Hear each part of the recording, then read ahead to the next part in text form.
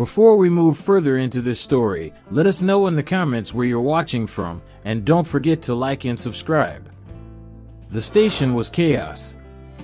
Commuters rushed past, voices echoing under the high iron arches, the scent of burnt coffee and diesel in the air.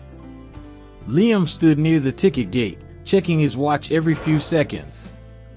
The 7:45 to New York, his only shot at making it to the law firm interview on time, was already boarding. Then he heard it, a thud, followed by the sharp clatter of a cane on the marble floor. He turned. An elderly man had fallen near the entrance, groceries spilling across the wet tiles. People glanced, frowned, then kept walking. Liam froze. His chest tightened. He could make the train if he ignored it. He could land the job that would finally help his mom keep the house. But his feet were already moving. "You okay, sir?" he asked, kneeling beside the man. The old man's face was pale, his breathing uneven. "Slipped, hip," he groaned. Liam gathered the groceries, tucking the bruised apples into the bag, then helped him to a bench. A station attendant finally approached with a first aid kit. By the time Liam straightened, the 7:45 was gone. He felt the weight of it in his stomach. The old man looked up, guilt in his eyes. "You missed your train." Liam forced a smile. "It's fine. Trains come and go." He didn't say that opportunities didn't.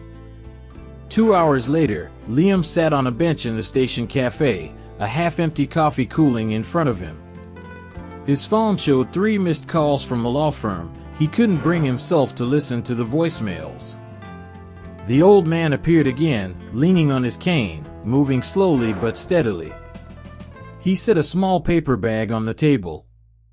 "You didn't have to wait with me earlier," he said, sliding into the seat. Liam shrugged. "Wouldn't have felt right leaving you there." The old man studied him for a long moment, eyes narrowing slightly, as if measuring something invisible. "Most people would have walked past," he said. "I've been watching people all my life. You can tell a lot about someone by what they do when no one's looking." Liam sipped his coffee, unsure how to respond. The man's lips twitched into a faint smile. "I have a meeting downtown today. A big one. Come with me." Liam hesitated.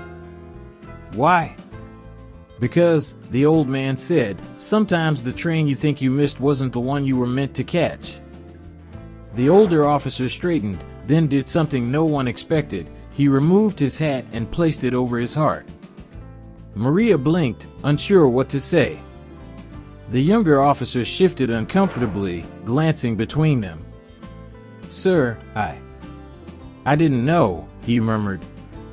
"That's the problem," the older officer said sharply, never taking his eyes off Maria. "You didn't ask. You assumed. And you broke something that can't be replaced."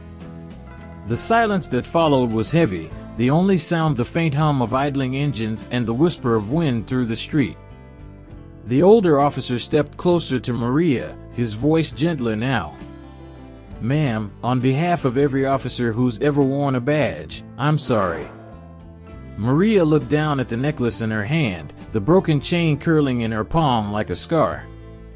She closed her fingers around it and nodded, her tears finally slowing. "My husband believed in honor," she said softly. "Not just the kind you wear, but the kind you live." She glanced at the younger officer. "Sometimes that means seeing before you judge." The older officer gave a firm nod, then, without a word, snapped into a sharp, formal salute.